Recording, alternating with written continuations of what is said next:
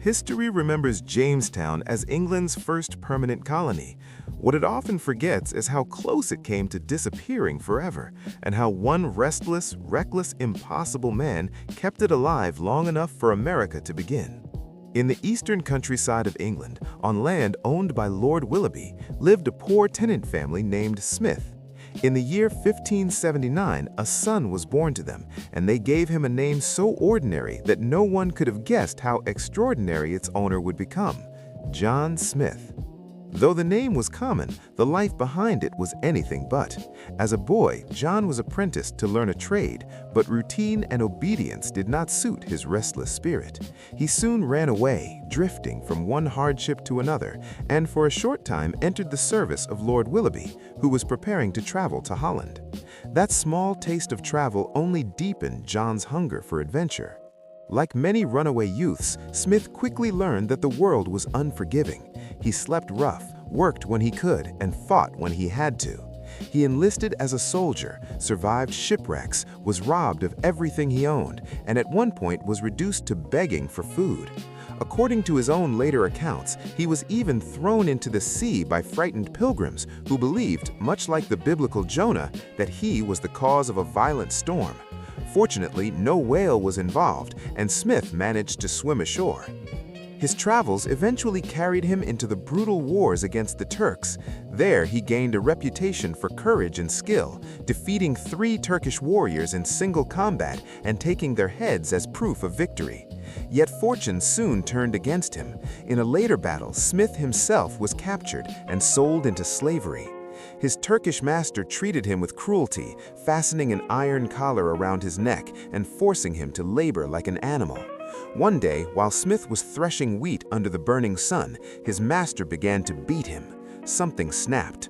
Dropping his work, Smith swung the flail with all his strength, striking his master dead. Acting quickly, he seized a bag of grain for food, mounted his master's horse, and fled into the wilderness.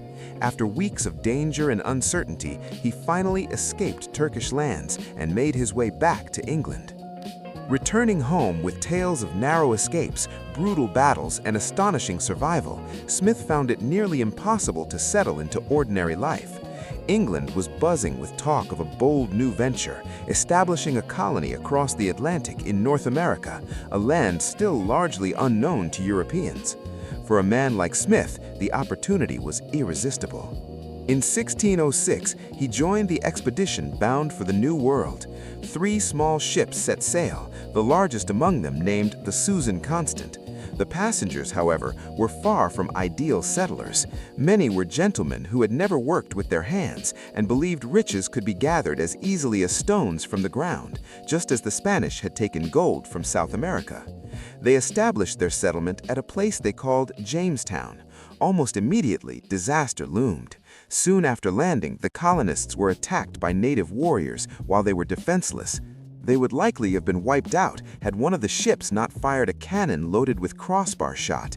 The thunderous blast shattered a tree above the attackers, sending heavy branches crashing down. Terrified by the noise and destruction, the attackers fled. The settlers were unprepared for life in the wilderness. They lacked proper shelter, food, and experience, and disease and hunger soon swept through the colony. More than half of the settlers died. Nearby native communities, however, cultivated fields of maize, tall green plants with flowing leaves and tassels that amazed the English. When the corn ripened, John Smith took matters into his own hands. Traveling by small boat, he traded beads and trinkets for grain, bringing back enough food to prevent total starvation and saving many lives. At the time, Europeans still believed America was only a narrow landmass. Like Columbus before them, they thought a passage to Asia must lie just beyond the next river. The English king ordered exploration of rivers flowing from the northwest, hoping one might lead to the Pacific Ocean, unknown to them being nearly 3,000 miles away. Smith set out to explore the Chickahominy River in search of this imagined route. Leaving 2 men with the boat, he pushed farther inland alone. The men were killed by native warriors, and Smith himself was pursued. Taking a captive, he used the man as a shield while retreating, but eventually fled into a swamp where thick mud trapped him waist deep. Unable to fight or escape, Smith faced capture. He managed to earn the curiosity and later the respect of the native leader by presenting a pocket compass and attempting to explain its mysterious behavior. Fascinated, the native people marched Smith from village to village so others could see the strange white man. Though he was treated with honor and fed generously, he lived in constant fear.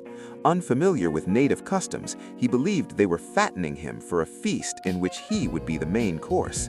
Despite the food before him, his appetite vanished, and he waited anxiously for whatever fate lay ahead. The powerful leader of the native tribes in the Jamestown region was a chief named Powhatan. It was this great chief who ultimately decided to spare John Smith's life. When Smith was released, Powhatan sent several men with him back towards Jamestown. Their task was to retrieve 2 cannons and a grindstone in exchange for the prisoner.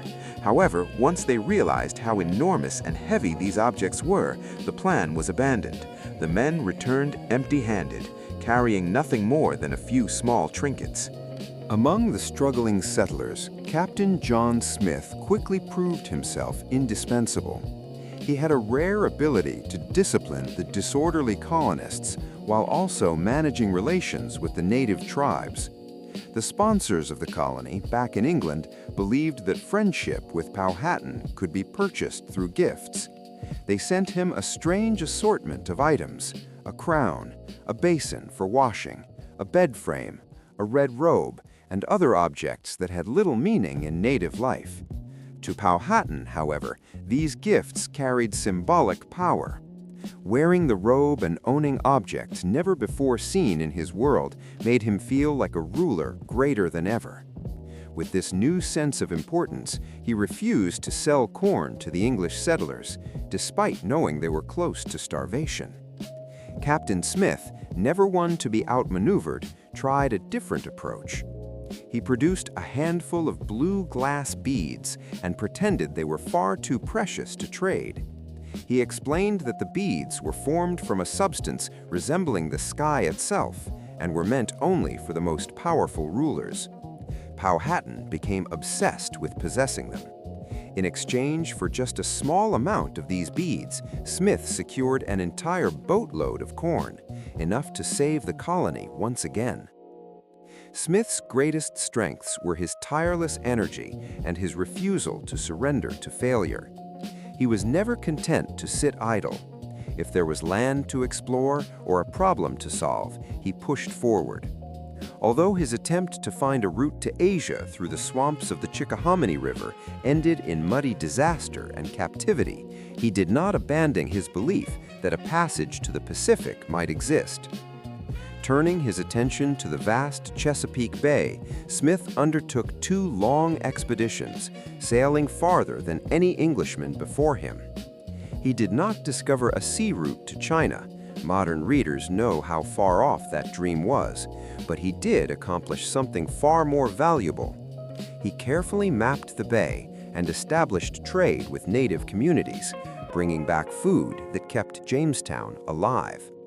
In truth, this achievement mattered more than reaching Asia ever could have.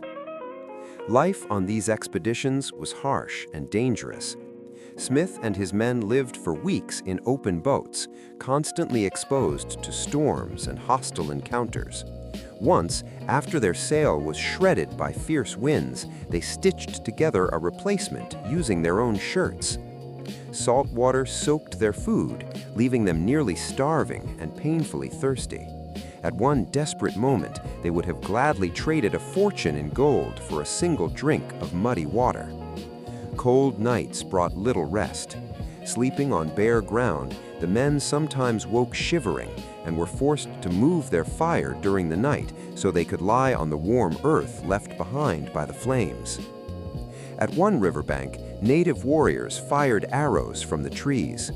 Later, the same group attempted to lure the English ashore by dancing and holding baskets as if offering gifts. Smith suspected treachery, believing the baskets held danger rather than kindness. He ordered his men to fire their guns. The thunderous noise terrified the attackers, who dropped flat to the ground before fleeing into the forest. Afterward, Smith cautiously landed and left gifts behind: beads, bells, and small mirrors. These items pleased the native people, and relations soon turned peaceful, leading once more to trade. During another encounter, many of Smith's crew were too sick to fight. When attacked, he concealed the ill men under a tarpaulin and placed hats on sticks among the healthy crew to make it appear that the boat was fully manned. He lined the sides of the vessel with woven Indian shields, allowing his men to defend themselves with some protection. Through strategy rather than force, Smith avoided disaster and returned with food and valuable furs. Powhatan, ever interested in the weapons of the English, encouraged his people to steal muskets, swords, and pistols. Smith worked hard to prevent this. When two brothers were caught stealing a pistol, one was imprisoned while the other was sent to retrieve the weapon. To protect the prisoner from the cold, a charcoal fire was placed in the cell. Tragically, fumes from the fire nearly killed him. When the brother returned, he believed the captive was dead and was overwhelmed with grief. Smith, however, managed to revive the unconscious man. To the native people, this act seemed miraculous. From that day on, Captain John Smith was not only a fearless warrior, but also a powerful healer, someone with the ability to bring life back from death. On one occasion, a native man managed to steal a bag of gunpowder along with a piece of armor. Both objects fascinated the local people, especially the mysterious powder. He had watched English soldiers dry damp gunpowder by placing it inside armor and warming it over a fire. Curious to imitate what he had seen, the man tried the same method himself. But he brought the powder too close to the flames. What followed was a deafening explosion that ended his experiment instantly. The terrifying blast shocked the surrounding tribes and left them fearful of English weapons for a long time afterward. Not all dangers came from misunderstanding alone.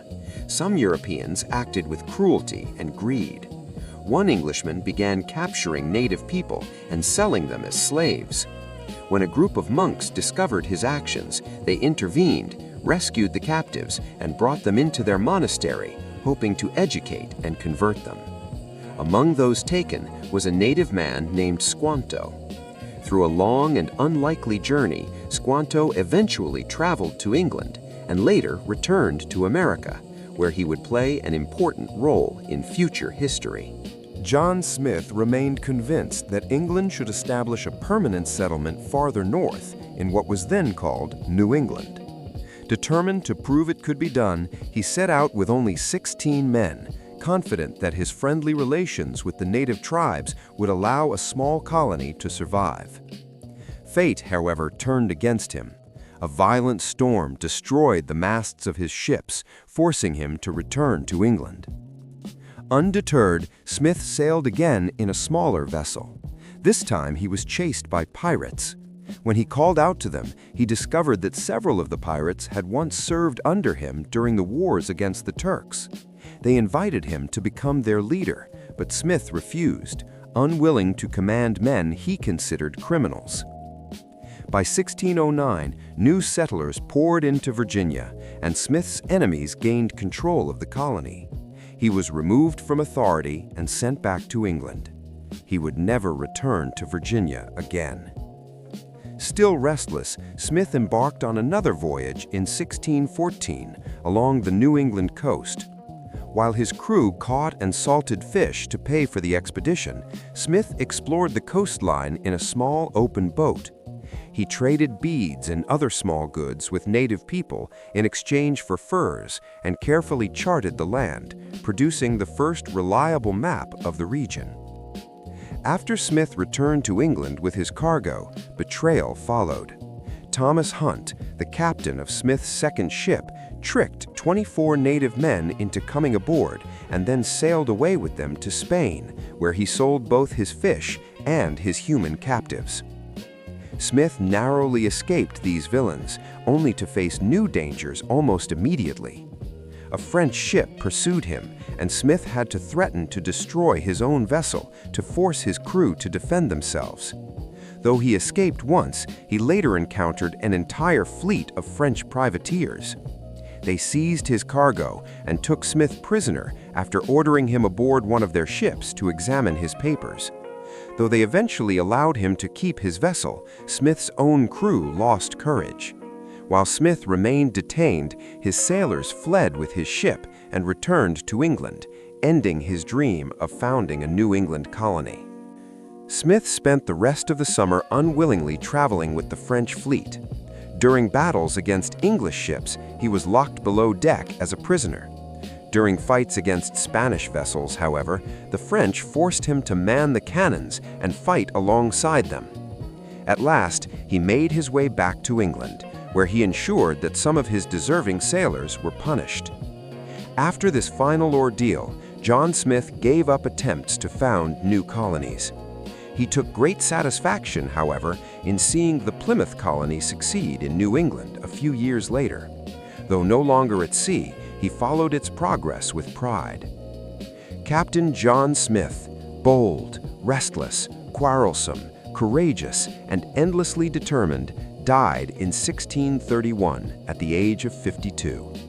His life had been filled with danger, conflict, and ambition, and though many doubted his stories, few could deny that without his efforts, England's early American colonies might never have survived.